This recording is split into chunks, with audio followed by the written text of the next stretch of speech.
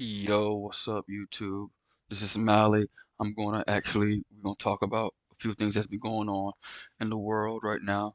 We're gonna first talk about Michigan head coach Sherron Moore, how he was able to literally mess up a once in a lifetime chance in being a coach at Michigan University. Honestly, man, and not to mention with this, we also got to talk about 21 Savage as well. I know all of y'all know about 21 Savage. Talk about Drake shouldn't have um went to beef with everyone. So we're gonna get into few topics. So let's start right now.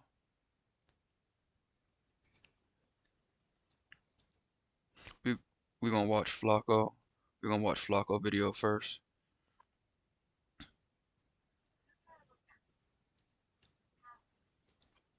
Actually, what we're gonna do, we're gonna actually see a news report about the whole Michigan debacle of the head coach.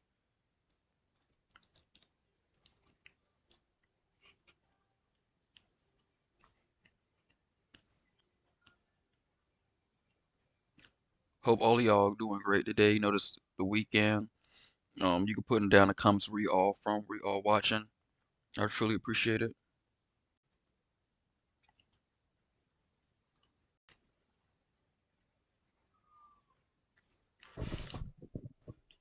¿Sabes qué es brillante? Lo aburrido. Piénsalo.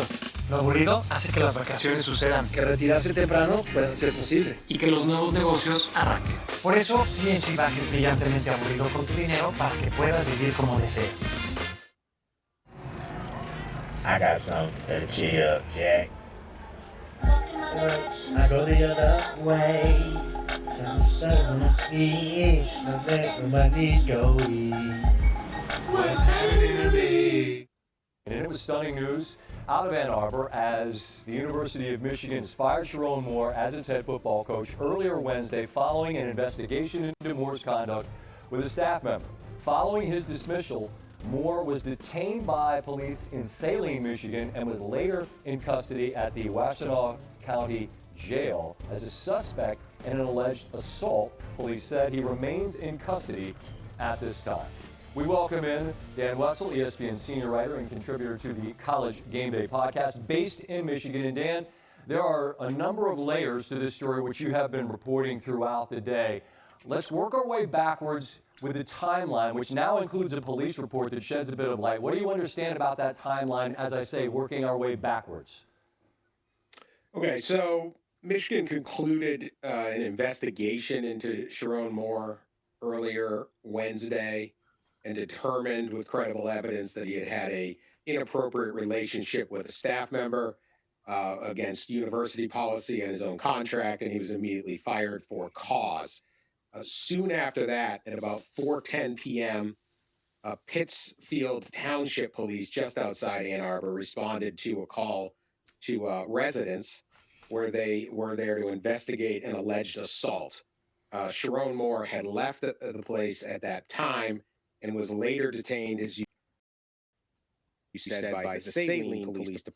Okay, so he was actually detained because I heard, once he heard that he was being fired, there was a lot of rumors going on at the university, not to mention, the whole cheating scandal that happened the previous year before that, that happened as well. So it was rumbling of him being fired, but this was the feather that broke the camel back for him being fired. Which is another town a little bit outside of Ann Arbor, which then brought him back to Pittsfield Township. At 8:40 tonight, or 8:30 tonight, I'm sorry, he was brought to the Washtenaw County Jail, where he is in custody due to the alleged assault, and actual charges will be determined by the Washtenaw County Prosecutor's Office in the next day or so. All right, so those are the very serious issues related to this storyline, and we will wait for the clarity and the details as they are forthcoming in the coming hours and days. As for the story, as we work our way back to what you mentioned, which is the firing of Sherron Moore, and I just want to be frank here. I mean, in college football circles, this was not a closely held secret. There was a lot of smoke, a lot of innuendo, but you all aren't in the business of reporting that. So I guess what I'm going to ask as it relates to this dismissal and the investigation is, when was it that Michigan really felt like they might be in the business of needing to find a new head coach? Well, I think the investigation began, recently. At least this part of the investigation into Sherron Moore's conduct, and All at right. least over a week ago. And like they said in their statement, you need credible evidence to make a firing, particularly for a cause of this situation. It's a very sensitive situation for everyone involved, and so that's when it took time. But I agree, there was a lot of rumors, there was a lot of gossip. It wasn't necessarily Just a let's close. hold up real quick. Let's look up Sherron record.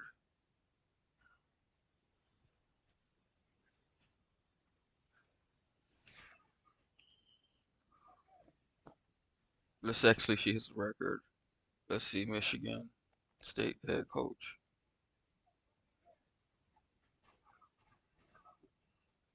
Michigan record football. Let's look up the football team because I know he had a pretty good record after Jim Harbaugh left.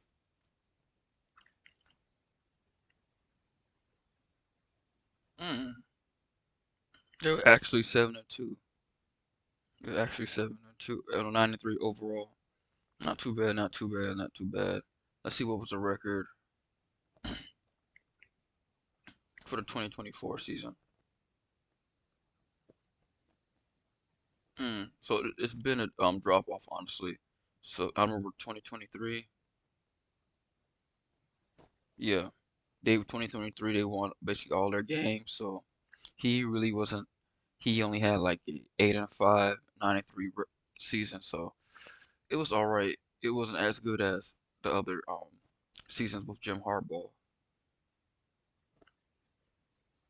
So I could honestly see where the pressure was coming from. Held secret, but Michigan had their investigation. This is when they came up with in early Understood. December.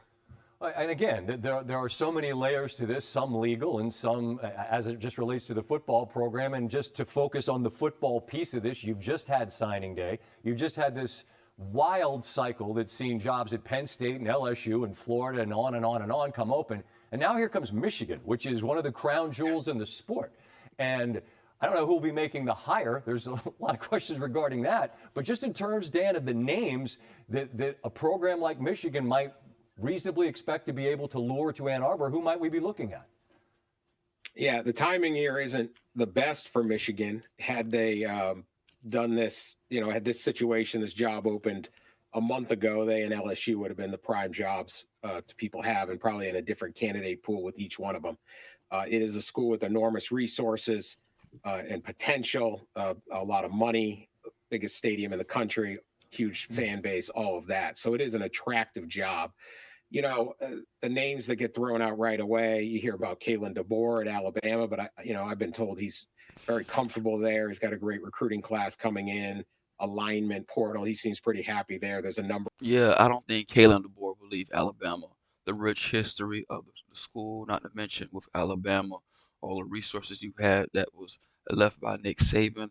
I think that job is he's securing that job honestly, and content with all the resources he had at Alabama. So I don't think Kalen DeBoer will leave and go to Michigan. But damn, man, Michigan had like the last I'll say since 2020. I can remember Mel Tucker was fired around about the same situation with sexual assault. Now Sherron Moore. These coaches got to do better, learn how to separate business and pleasure. Honestly, you shouldn't mess around. Honestly, me personally, with people at your job, they get messy and it leads to things like this, as we could see. Number of other possibilities. Whether it's Jed Fish up at Washington or Eli Drinkwitz at Missouri, or who knows, really. Any of those types of guys might be in, or they could go the NFL ranks. The issue for Michigan is a number of high profile coaches and really desirable coaches just sign new deals either at the school they were at that may prevent all these guys that I just mentioned, or took new jobs. So instead of being the pick of the litter, they're coming in late on this cycle. But this is a very attractive job. I wouldn't be surprised if there was NFL interest in it.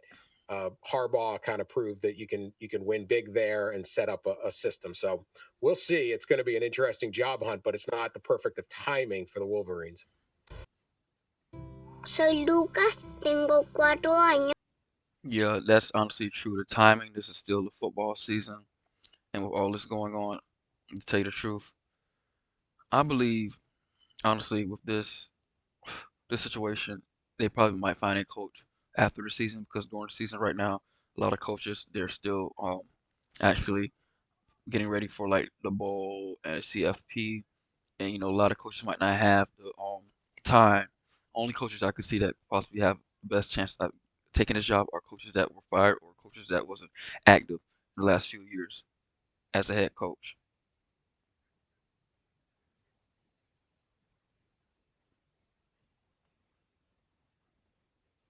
Oh, let me turn the mute on. Suspended in 2023. He was then hired as the team's head coach following its national championship campaign, served a self-imposed 2-game suspension of his own this season, and then on Wednesday, the university fired him for, quote, credible evidence that he was involved in an inappropriate relationship with a staff member, close quote. He was detained by police shortly thereafter. We welcome ESPN college football analyst Greg McElroy to the program. And Greg, with the understanding, it's an admittedly difficult pivot from the seriousness of the news to the football piece, but obviously understanding that the football piece is your area of expertise, let's focus on Michigan as a job. Where it is on the top 10 or top 5, wherever you want to put it, lists, doesn't matter to me. It's one of the best. How do you think they should proceed at this time, given the fact that so many folks have now been locked up in other gigs? Well, I think that's the challenging of the timing, Scotty, is that there would be a lot of really intriguing candidates, is that we already had kind of passed through the coaching carousel. So most of the most attractive guys that you would consider this time of year have been locked up to long-term deals, significant extensions, and significant bonuses and boosts. So I think that's going to be very interesting, is how do you navigate a possible buyout of someone that just got extended? Is that something that's on the table for Michigan? But let's be real. If you look at where the Big Ten is right now and the gap that exists between the top of the Big Ten, and I would go as far as to say that Michigan is absolutely in the top versus the bottom of the Big Ten or even the middle of the Big Ten, the pathway on an annual basis to get to a college football playoff game is more manageable in the state of Michigan, at Michigan. And I think many view that if you look at the Big Ten scheduling, you win 1 or 2 games, you're going to be in the mix for a playoff spot just about every year. And you're, of course, going to have ample resources at your disposal to try to staff the program appropriately and go get the very best players that you can afford. So Right. it's a That's true. remarkably attractive job. And with the gap that is continuing to grow at the top of the Big Ten, I think it's getting more attractive by the day. I just wonder, given the fact that there was significant chatter out there about this, if there's a candidate that might have held his name back from other possibilities if something like this were to happen. We'll get some clarity on that in the coming days and weeks as that situation plays out. Let's talk playoff, thankfully, the games that we've been waiting all season to see. And you've got, I think, the best one of the opening round, and that's A&M and Miami. We had Dusty Dvorak in here talking about That's the Maroon game. Goons That's going up my against that rugged University of Miami is actually my football team. I really mess with the Canes, honestly, being from Miami, born and raised, and growing up with players who actually went on to play D1, especially at University of Miami.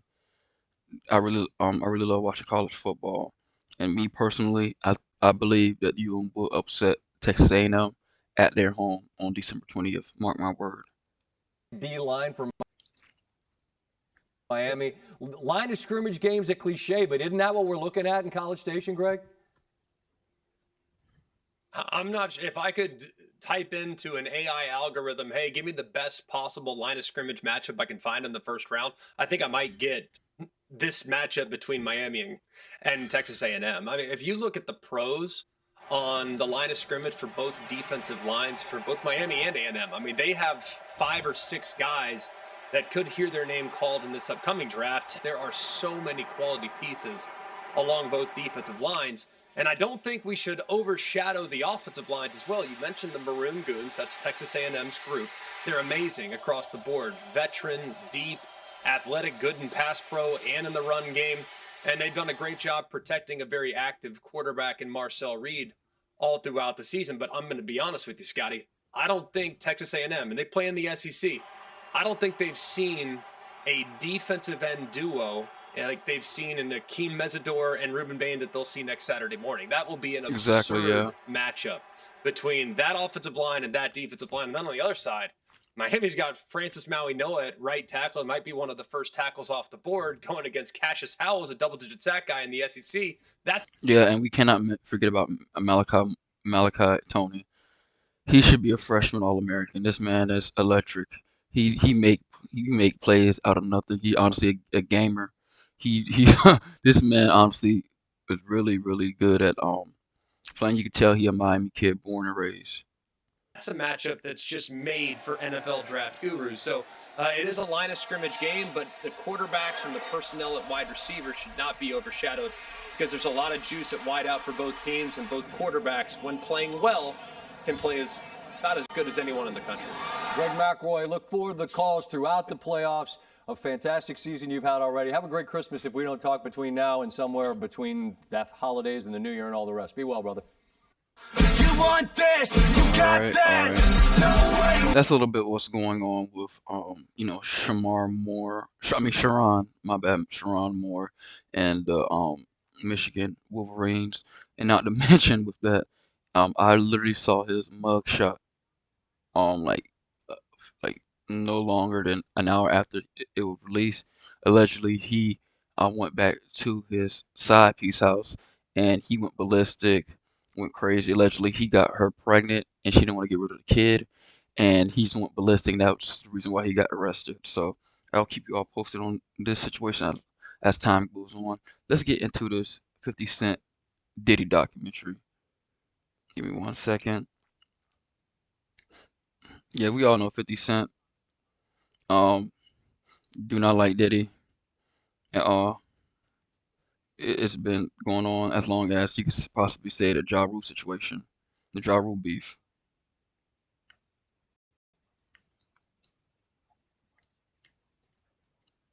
Now let's look at a clip of it. Can you be a travel advisor without quitting your 9 to 5? Actually,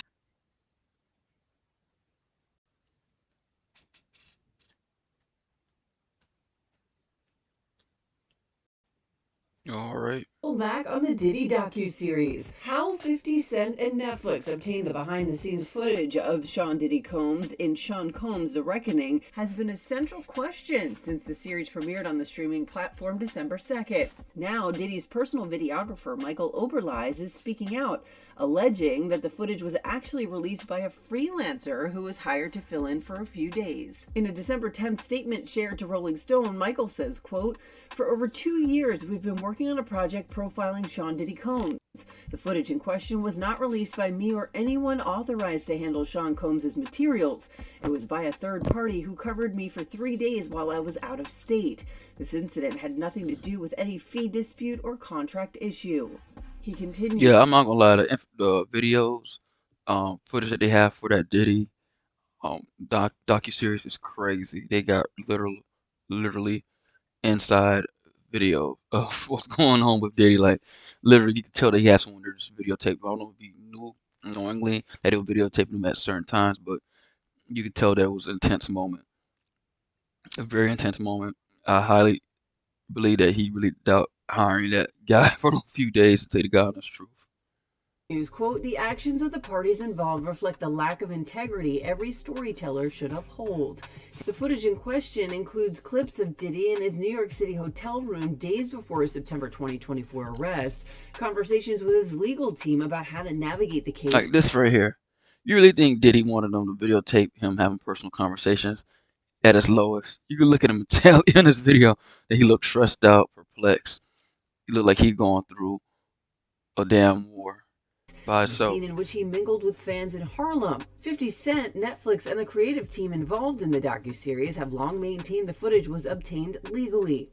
For his part, Diddy, who is currently serving 50 months in prison, has slammed the Netflix project, with a spokesperson for the rapper calling the series a, quote, "shameful hit piece." E! News has previously reached out to reps for Diddy and 50 Cent for comment, but did not hear back.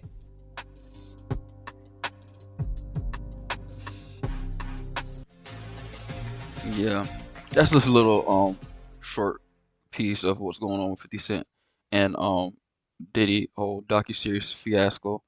I actually want to show you this video right here. Right here of Marlon Wayans. A lot of people in the industry has been like back and forth on should 50 be doing this documentary? And like some people said yes, some people say no, especially people who had a close relationship with Diddy, who go to them parties, you know how they say there's no Now, party like the a Diddy party. docuseries Come on, we all know days this. lead up So to Diddy's arrest after he was just look at this right here, Marlon Wayne's response to 50 Cent dissing him over the Diddy documentary.